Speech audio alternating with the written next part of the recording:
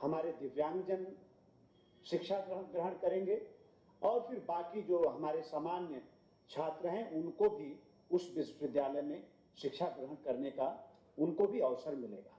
तो इस तरह का एक महत्वपूर्ण, मैं समझता हूं पूरे उत्तर प्रदेश के अंदर ये दूसरा दिव्यांग विश्वविद्यालय जिसको स्थापित करने का काम जगत गुरु रामभद्राचार्य जी ने किया था, अब ये राजकीय विश्वविद्यालय आज के बाद ये दूसरा शकुंतला मिश्रा पुनर्वास जो दिव्यांग विश्वविद्यालय है, उसके अलावा ये एक और विश्वविद्यालय दिव्यांगजनों के लिए आज से मिलेगा।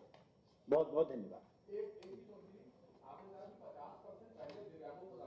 नहीं, पहले ये था वहां, हाँ, तो अब व्यवस्था वहां जो सामान्य छात्र हैं अब उनको भी अवसर हम देंगे। हाँ, वो उनके लिए आरक्षित 50% तो उनके लिए आरक्षित रहेगा, बाकी सामान्य छात्रों को भी हम वहां पे अवसर देंगे। हाँ जी।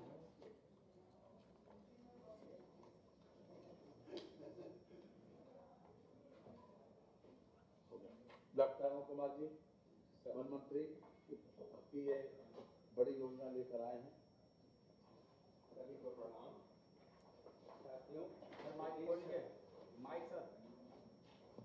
प्रदेश सरकार द्वारा वर्ष 2023-24 में 35 करोड़ पौधारोपण का लक्ष्य निर्धारित किया गया है, जिसमें से 12.60 करोड़ पौधों का रोपण वन एवं वन्य जीव विभाग द्वारा तथा 22.40 करोड़ पौधों का रोपण राजकीय विभागों द्वारा जन सहभागिता, जिसमें नगर पंचायत, नगर पालिका, नगर निगम, जनपद स्तरीय विभागों के मुख्यालय, विकास खंड, कृषकों, समाज सेवी संस्थाओं, एनएसएस के कार्यकर्ताओं के सहयोग से लगाए जाएंगे। वृक्षारोपण जन आंदोलन वर्ष 2023-24 का उद्देश्य पर्यावरण संरक्षण के साथ साथ कृषकों की आय में वृद्धि करना है। वन एवं वन्य जीव विभाग की पौधशालाओं में वृक्षारोपण 23-24 हेतु लगभग 50 करोड़ पौधे उपलब्ध हैं। गत वर्ष की भांति इस वर्ष वित्तीय वर्ष 2023-24 में भी वृक्षारोपण में समस्त शासकीय विभागों, संस्थाओं, व्यक्तियों को संबंधित शासकीय विभागों, संस्थाओं के माध्यम से वन एवं वन्य जीव विभाग द्वारा निःशुल्क पौधा यूकेलिप्टस और पॉपुलर को छोड़कर उपलब्ध कराया जाएगा, ताकि हमारा पर्यावरण भी सुरक्षित हो, ग्रीनरी हो और ग्लोबल टेम्परेचर भी हम रोक सकें बढ़ने।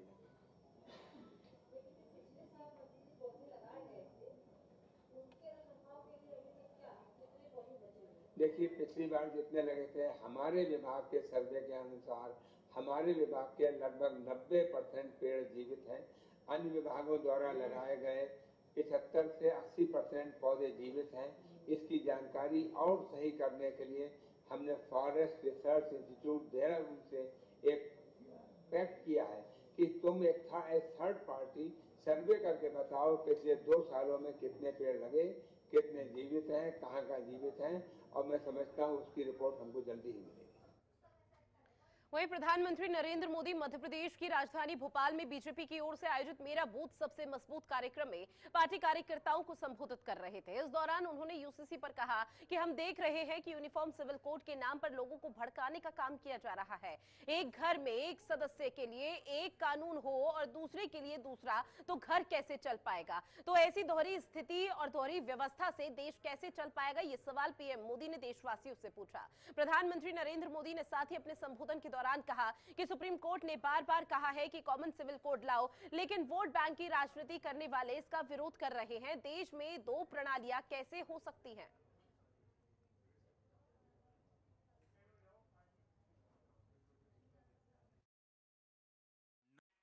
कि यूनिफॉर्म सिविल कोड के नाम पर ऐसे लोगों को भड़काने का काम हो रहा है। आप मुझे बताइए, एक घर में परिवार के एक सदस्य के लिए एक कानून हो, परिवार के दूसरे सदस्य के लिए दूसरा कानून हो, तो क्या वो घर चल पाएगा? क्या कभी भी चल पाएगा क्या? फिर ऐसी दोहरी व्यवस्था से देश कैसे चल पाएगा? हमें याद रखना है कि भारत के संविधान में भी नागरिकों के समान अधिकार की बात कही गई है। साथियों, ये लोग हम पर आरोप लगाते हैं, लेकिन सच ये है कि यही लोग मुसलमान करते हैं। अगर ये मुसलमानों के सही मायने में हितैषी होते तो अधिकांश परिवार, मेरे मुस्लिम भाई बहन, शिक्षा में पीछे न रहते, रोजगार में पीछे न रहते, मुसीबत की जिंदगी जीने के लिए मजबूत नहीं रहते।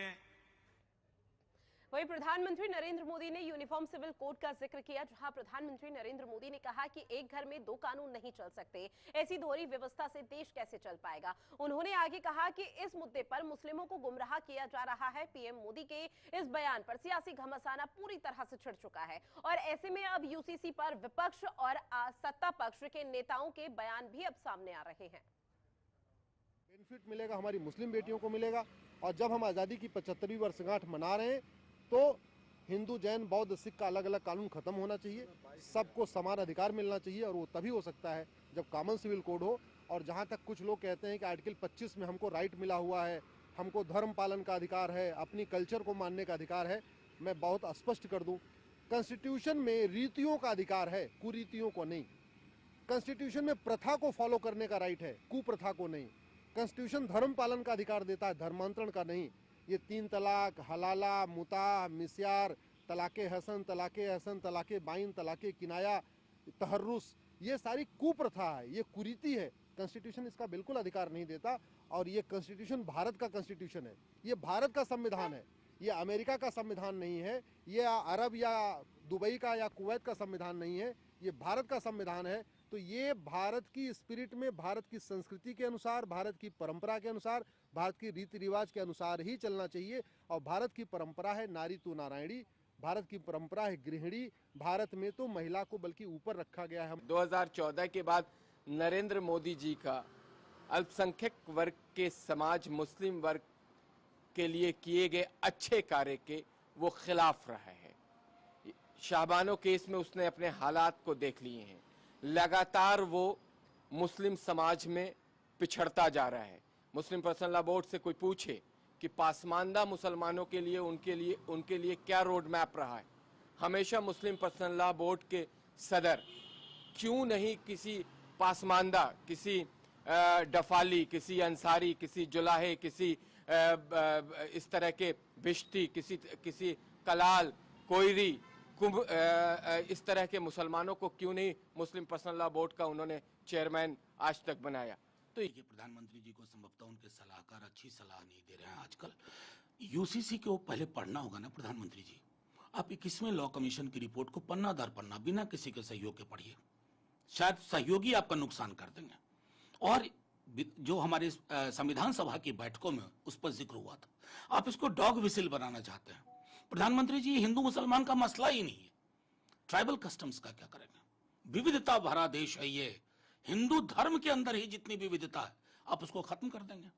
मैं हिंदू हूं, हो सकता है बहुत सारी परंपराओं में केरल के हिंदू से भिन्न हूं, उन तमाम रवायतों को आप खारिज कर देंगे। और मैं तो बार बार कहता हूं कि एक बार गौर से आप बैठिए, आपको पता चलेगा। जैसे छोटी चीज बताओ, हिंदू धर्म में विवाह सेक्रामेंट, इस्लाम में कॉन्ट्रैक्ट, ये विविधता इस मुल्क की थाती है। वो जो बहस पढ़िएगा ना संविधान सभा की, उसमें साफ जिक्र है इन चीजों का। तब लोगों ने कहा कि आर्टिकल 44 में रखो इसको, डायरेक्टिव प्रिंसिपल्स में, कि हालात बेहतर होंगे। आपने तो हालात और अब ग्राफिक्स के जरिए आपको बताते हैं देश भर में यूसीसी को लेकर क्या क्या तर्क दिए जा रहे हैं। तो 3 तलाक के खिलाफ कानून बना, लेकिन उसकी कोई फर्क नहीं पड़ा। जिक्र 1835 का भी किया गया है। इसमें अपराध, सबूत और कॉन्ट्रैक्ट जैसे मुद्दों पर समान कानून लागू करने की जरूरत है, ये बात यहां पर की जा रही है। साथ ही रिपोर्ट में हिंदू मुसलमानों के धार्मिक कानूनों से छेड़छाड़ की बात नहीं की गई है। समान नागरिक कानून का पहला जिक्र कब हुआ वो आपको बता रहे ग्राफिक्स के जरिए। साल 1941 में हिंदू कानून पर संहिता बनाने के लिए BN राव की समिति यहां पर गठित की गई थी। साल 1956 में हिंदू, बौद्ध, जैनियों और सिखों के उत्तराधिकारी मामलों को सुलझाने के लिए हिंदू हिंदू उत्तराधिकारी यहाँ पर बनाया गया था। मुस्लिम, ईसाई और पारसी लोगों के लिए अलग अलग व्यक्तिगत कानून भी यहाँ पर बने थे। यूसीसी के विरोध में तर्क यहाँ दिए जा रहे हैं। 3 तलाक के खिलाफ कानून बना, लेकिन उसका कोई फर्क नहीं पड़ पाया। अगर कानून बनाना है तो उन मर्दों के खिलाफ बनाए जो अपनी पत्नी को छोड़ देते हैं। इस तरह की तर्क दिए जा रहा है। यूनिफॉर्म सिविल कोड से सिर्फ मुसलमानों को नहीं बल्कि अन्य धर्म के लोगों को भी नुकसान होगा, ये बात कही जा रही है। साथ ही कुछ रिएक्शन ऐसे भी आए जहां अगर यूसीसी लागू होता है तो मुसलमानों के पारिवारिक मामलों पर यह कानून असर डालेगा। यूसीसी अगर लागू हुआ तो आदिवासियों की रूढ़ियों और उनके नियमों और परंपराओं का क्या होगा, यह सवाल पूछा जा रहा है केंद्र सरकार से। यूसीसी केवल इसलिए लागू नहीं होना चाहिए क्योंकि संविधान ने हर धर्म को सुरक्षा दी है। यूनिफॉर्म सिविल कोड के मुद्दे पर सभी दलों के साथ चर्चा होने के बाद भी विपक्ष लगातार करता हुआ नजर आ रहा है। इस्लामिक देशों में भी लागू है यूसीसी। मुस्लिम देशों में पारंपरिक रूप से शरिया कानून लागू है। और साथ ही आपको बताएं कि जो धार्मिक शिक्षाओं, प्रथाओं और परंपराओं से लिया गया है उसको लेकर भी यहाँ पर कई तरह की बातें की जाती है, जहां न्यायविदों द्वारा अवस्था के आधार पर इन कानून की व्याख्या की गई है। साथ ही आपको बता दें कि आधुनिक समय में इस तरह के कानून में यूरोपीय मॉडल के मुताबिक कुछ संशोधन भी इस दौरान किया जा रहा है। दुनिया के इस्लामिक देशों में आमतौर पर पारंपरिक शरिया कानून पर आधारित नागरिक कानून यहाँ पर लागू है। साथ ही इन देशों में सऊदी अरब, तुर्की, पाकिस्तान, मिस्र, मलेशिया तक यहाँ पर शामिल है। इन सभी देशों में सभी धर्मों के लिए समान कानून है। किसी विशेष धर्म या समुदाय के लिए अलग अलग कानून नहीं है। यूरोपीय देशों और अमेरिका के पास एक धर्मनिरपेक्ष कानून है जो सभी नागरिकों पर समान रूप से लागू होता है।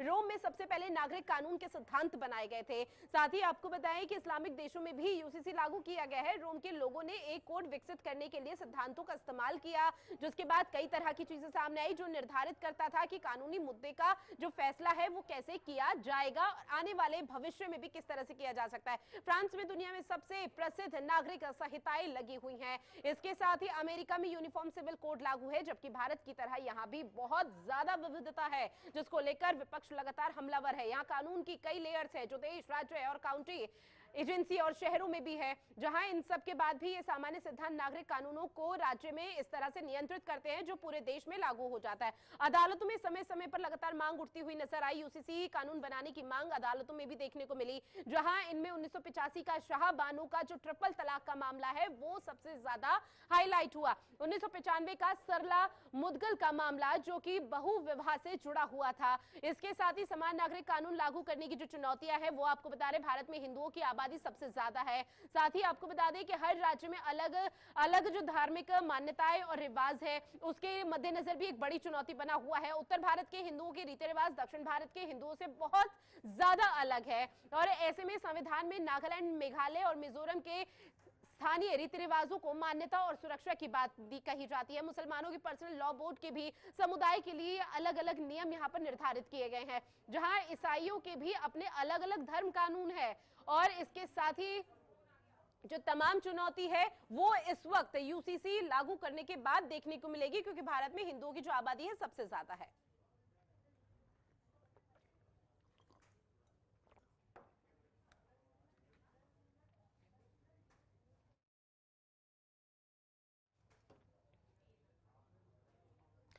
और सीधा रुक करते हैं न्यूज रूम का, जहां मेरी सहयोगी मनीषा शर्मा हमारे साथ लाइव बनी हुई है। मनीषा, देश भर में यूसीसी को लेकर घमासान मचा हुआ है और ऐसे में तमाम रिएक्शन लगातार विपक्षी पार्टियों के यहाँ पर सामने आ रहे हैं, लेकिन जो तर्क है वो यहाँ पर जो राजनीतिक पार्टियों की तरफ से दिए जा रहे हैं उसके क्या मायने निकाले जाए?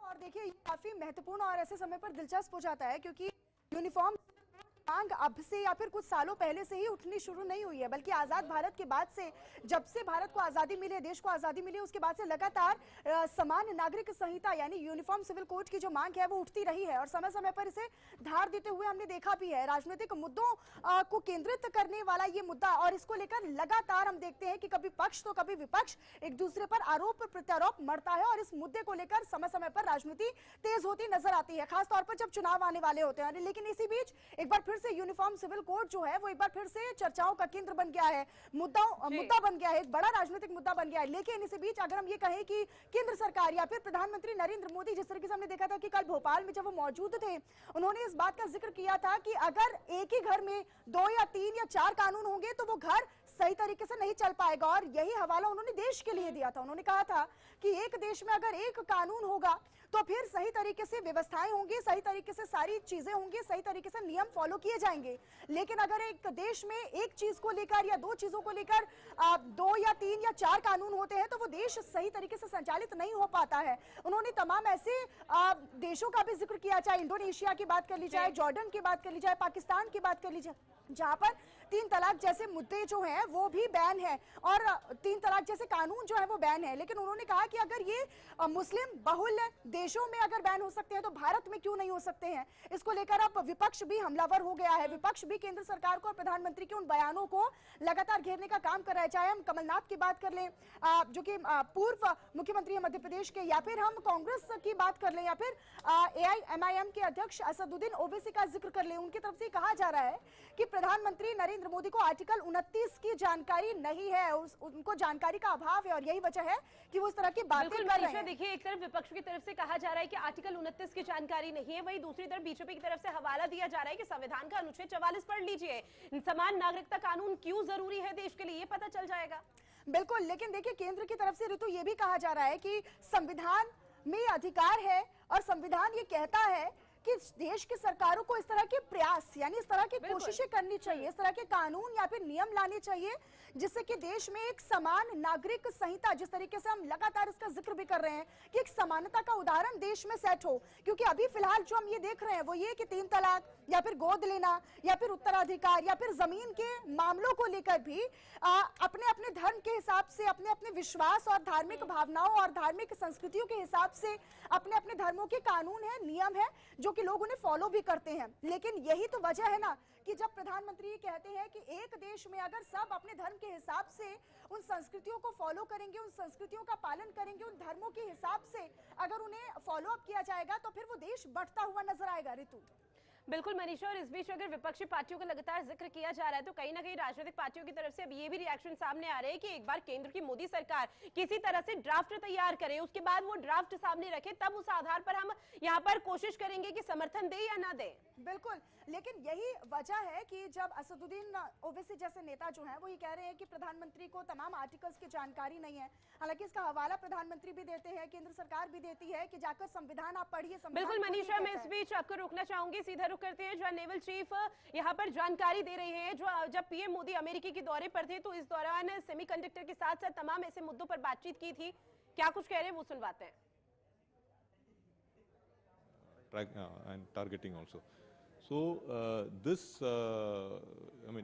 unmanned system, it has got long endurance, almost 33 hours it can stay in the air and it can reach the far reaches of the ocean and areas that you want to keep under constant surveillance, which is not really possible by satellite or by just sending a PATI there. These drones are able to stay there for a longer duration and keep it under surveillance. And if somebody is transiting in these waters, we can continuously keep it under watch. So that is a big advantage. And we have now learned, quite a bit about its capability. We are satisfied with it, and that is why we are very keen that these are procured. 15 for the maritime role. Yeah, for 15 for the maritime role. So what? How does it help in indigenization also? If you ask me. Right now, we don't have the technology for these HALE UAVs. They are the high-end category because of their endurance and altitude. They can fly at above 40,000 feet and so on. So by inducting these, I think the initial 10 will come in, built in the US and come here. The rest will be built here. So that will give us advantage of various technologies that can be that we transferred. Technology in terms of the radar processing, the sensor fusion, then some of the composites that are part of the aircraft, then titanium alloy castings for the undercarriage, and so many other the payloads, integration of the weapons. When indigenous weapons are made, how do we integrate them into this? So many of these technologies are getting transferred, and since 21 aircraft are going to be assembled here, there will be a requirement for smaller companies, MSMEs, and startups, etc., to participate in it and provide. So it will provide an opportunity for the aerospace industries. And further, there's a MRO also being set up here. So therefore, engines, components of engines, repairs, and not just for what जो India में whatever the India has bought, but also इस region में जितने भी hails हैं, उनके सब predators हैं, उनके servicing वगैरह इधर ही होगा. So it will generate a entire ecosystem and facilitate the transformation of India into a global say unmanned aerial system hub for innovation, like it was envisioned by our Honorable Prime Minister. And it's going to Definitely. When we have this these drones, I'm talking about the maritime domain, but the least ones which we have are already providing surveillance effort for the Air Force, for the Army, and we have used it for keeping surveillance in the Indian Ocean on our adversaries. It has helped in anti-narcotics operation. It has been interfaced with our fleet. So a lot of benefits, and the one we are using right now has got much less capability. So the ones we are going to procure, they तो नौसेना प्रमुख को आप सुन रहे थे, जो कि predator drone को लेकर यहाँ पर जानकारी साझा कर रहे थे, और इसके साथ ही उन्होंने तमाम चीजें यहाँ पर महत्वपूर्ण साझा की कि किस तरह से यहाँ पर एरोस्पेस के साथ साथ सर्विसिंग ड्रोन की जाएगी और कैसे जब भारत में आएगा तो इस्तेमाल उसका किया जाएगा. और अब बात करेंगे अगली खबर की, जहां उत्तर प्रदेश मंत्रिपरिषद की बैठक के बाद कैबिनेट की प्रेस ब्रीफिंग हुई और इसके साथ ही आपको बताया तमाम ऐसे प्रस्ताव थे जिसको हरी झंडी इस कैबिनेट की बैठक में लगती हुई नजर आई. क्या कुछ कहना है कैबिनेट मंत्रियों का, वो सुनते हैं. एक ऐसा नाम है जो, क्योंकि सामान्यतया रईस आदमियों का नाम कभी इतिहास में लिखा नहीं जाता जब तक कोई उसका सेवा कार्य न हो, और वो भी उल्लेखनीय कार्य. भामा शाह का एक ऐसा व्यक्तित्व है कि जिन्होंने महाराणा प्रताप की उस समय मदद की कि जिस समय महाराणा प्रताप को मदद की आवश्यकता थी. और जो कुछ भी हमारे पास लिटरेचर उपलब्ध है, मैं विकिपीडिया से इंग्लिश और हिंदी वर्जन खास तौर से आज निकाल के लाया हूँ, उसमें लगभग 25,000 सैनिकों को 12 साल तक उन्होंने उनका हर प्रकार से जो उनकी सहायता की महाराणा प्रताप जी की, उसमें 25,000 सैनिकों को 12 वर्ष तक निर्वाह हो सकता था, इतना दंड दिया. प्राप्त सहयोग से महाराणा प्रताप में नया उत्साह उत्पन्न हुआ और उन्होंने पुनः सैन्य शक्ति संगठित कर मुगल शासकों को पराजित करा और फिर से मेवाड़ का राज्य प्राप्त किया. ये अपने आप में ऐतिहासिक तथ्य है और उनका नाम भी, महाराणा प्रताप जी के साथ उनका नाम भी बहुत आदर के साथ दिया जाता है.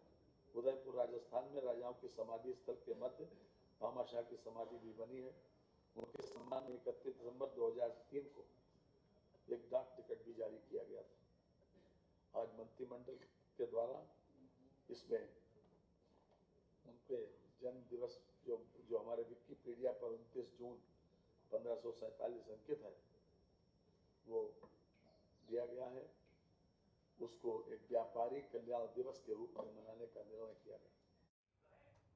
तो योगी कैबिनेट की बैठक हुई जहां तमाम ऐसे अहम प्रस्ताव जो कि लंबे समय से अधर पर लटके हुए थे, उन पर बातचीत हुई, वो पटल पर रखे गए और उनको हरी झंडी लगती हुई नजर आई. इसके साथ ही हर जो अलग अलग विभाग हैं, उनके तमाम जो कैबिनेट मंत्री हैं वो जानकारी दे रहे हैं कि इस विभाग को किस तरह से अब आगे बढ़ाया जाएगा, विकास की गति बढ़ाई जाएगी. इन्हीं तमाम खबरों के साथ इस बुलेटिन में फिलहाल के लिए इतना ही. आप बने रहिए जनतंत्र टीवी के साथ. नमस्कार.